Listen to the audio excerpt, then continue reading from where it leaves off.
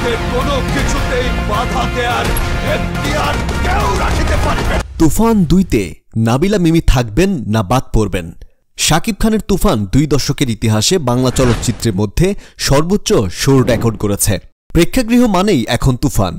তবে নির্মাতা রায়হান রাফি আভাস দিয়েছিলেন এটা তো কিছুটা ঝলক মাত্র, আসল ধামাকা হবে তুফান 2-তে। সেই থেকেই কৌতূহল জমেছে ভক্ত দর্শকদের মনে। তাহলে কারা থাকবে রাফির পরবর্তী ধামাকায়? সম্প্রতি এক সাক্ষাৎকারে তুফান সিনেমার নৈপথ্য কারিগররা এসেছিলেন। বেশ আড্ডা জমেছিল সেখানে। গল্পে গল্পে দর্শক ভক্তদের নানা প্রশ্নের উত্তর দেন তুফানের ত্রিরত্ন। তুফান টিমের নৈপথ্যের কারিগর শাহরিয়ার শাকিল, রেদওয়ান রনি, মহেন্দ্র সোনি এক হয়েছিলেন এক সাক্ষাৎকারে। আলফা আয়ের ব্যবস্থা পরিচালক শাহরিয়ার শাকিল বলেন, বাংলাদেশে তুফান সিনেমা একটি নতুন ইতিহাস তৈরি করেছে।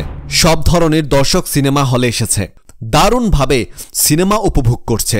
মাল্টিপ্লেক্সে এসে মানুষ শীষ বাজাচ্ছে, নাচছে, চিৎকার করছে, এরকম আসলে খুব একটা দেখা যায় না। ইন্ডাস্ট্রির এমনই একটি অবস্থা আমরা দেখতে চেয়েছিলাম।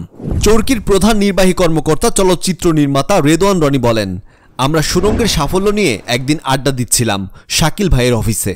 ওই দিন আমরা চিন্তা করছিলাম আরও বড় স্কেলে কিভাবে সিনেমা বানানো যায়। তখন রায়হান রাফি তার নতুন গল্প নিয়ে ভাবা শুরু করেছে।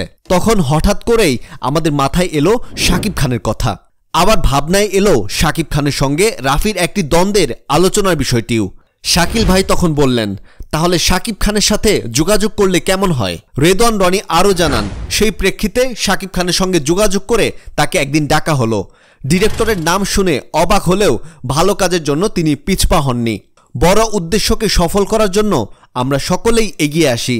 তার ফলশ্রুতিতে আজকের এই তুফান। তুফান 2-তে কারা কারা থাকবে, বিশেষ করে 2 নায়িকা থাকবে কিনা, এই বিষয়ে তারা বলেন, ডিরেক্টর কাকে মারবেন আর কাকে বাঁচিয়ে রাখবেন তা তো আগে থেকেই বলা যাচ্ছে না। SVF এর মহেন্দ্র সোনি একটু হাসির ছলে বললেন, এটি বাজেটেরও বিষয়।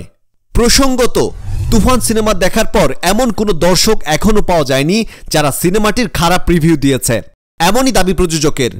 সিনেমাটি দেখার জন্য মধুমিতা হলে ভাঙচুর হয়েছে। সিনেমার কেন্দ্রীয় চরিত্রে অভিনয় করেছে শাকিব খান, আর গুরুত্বপূর্ণ একটি চলচ্চিত্রে অভিনয় করেছে চঞ্চল চৌধুরী।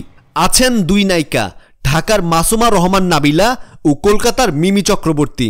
আরও রয়েছেন ফজলুর রহমান বাবু ও গাজী আকায়েত। পুরোপুরি অ্যাকশন ধাঁচের এই সিনেমায় শাকিব খান একজন গ্যাংস্টারের চরিত্রে ধরা দিয়েছেন রূপালী পর্দায়।